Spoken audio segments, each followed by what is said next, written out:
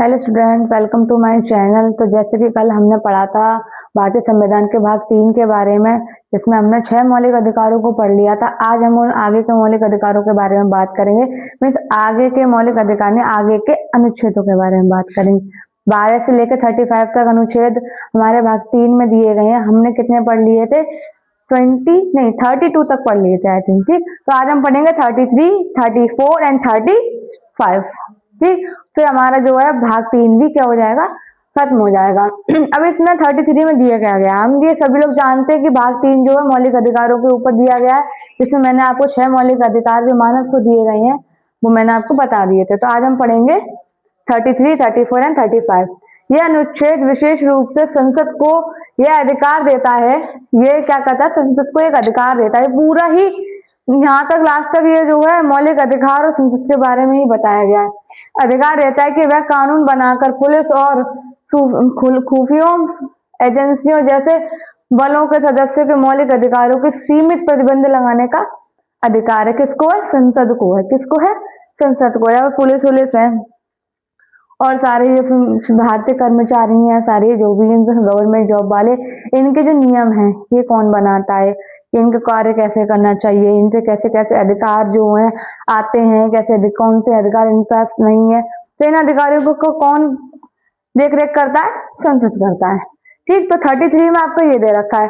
34 में संसद को यह अधिकार देता है कि वह किसी भी सरकारी कर्मचारी या अन्य व्यक्ति के कार्य की व्यवस्था बनाकर रखता है और पुनर्निर्मित करता है। क्या करना है? कर्मचारियों की व्यवस्था बनाता है या उनको पुनर्निर्मित करता है। कौन? संसद। ये अधिकार किसके पास है? संसद के पास अधिकार है। ठीक, इसमें 32 एंड 34 में संसद के अधिकार के बारे में। अब है 35 में क्या दिया गया है? संसद को मौलिक अधिकार भाग 3 को प्रभावी करने के लिए कानून बनाने का विशेष अधिकार है। इनमें ये क्या कर सकते हैं? कानून भी बना सकते हैं। संसद क्या कर सकता है? कर्मचारियों के लिए या किसी भी नागरिकों के लिए क्या बना सकता है? कानून बना सकता है। अब किस तरीके से? जैसे कि आर्टिकल 60 में सरकारी रोजगार की शर्तों के संबंध में कानून बनाने की शक्ति किसको प्रदान की गई है? संसद को की गई है। किस आर्टिकल के तहत?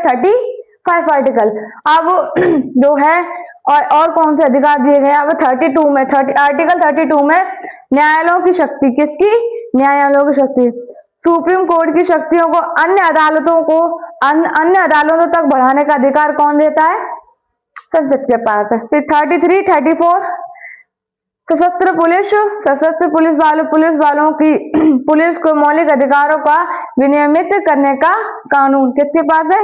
अपराधों के लिए दंड, मौलिक अधिकार का उल्लंघन करने पर दंड निर्धारित करने का भी अधिकार है। अगर मौलिक अधिकारों का उल्लंघन होता है या किसी भी एक पर्सन ने जो है ऐसी कोई शिकायत डाली है कि ऐसे ऐसे करके हमारा जो है मौलिक अधिकार का उल्लंघन हुआ है या हमें जो है बहुत ज्यादा परेशान किया गया, जबकि वो हमारा अधिकार है और वो हमें नहीं दिया गया है या हमें देने में जो है बहुत परेशानी की गई है, तो हम इसके लिए क्या कर सकते हैं? हम लोग इसको शिकायत कर सकते हैं। तो इसको कौन देख रेख करेगी? संसद देख रेख करेगी। तो इसमें ज्यादा बड़ा नहीं है। आज जो हमने वो है भारतीय संविधान का भाग 3 पूरा कंप्लीट कर लिया है। ठीक, बहुत ही ज्यादा डिटेल में भी नहीं बनाया है मैंने और ऐसा भी नहीं है कि आपको समझ में नहीं आएगा। फिर भी अगर आपको ये संविधान प्योरली डिटेल में चाहिए विद नोट्स तो मैं ना आपको पढ़ाऊंगी भी। अभी हम ये देखते हैं कि संविधान होता क्या है आखिरकार।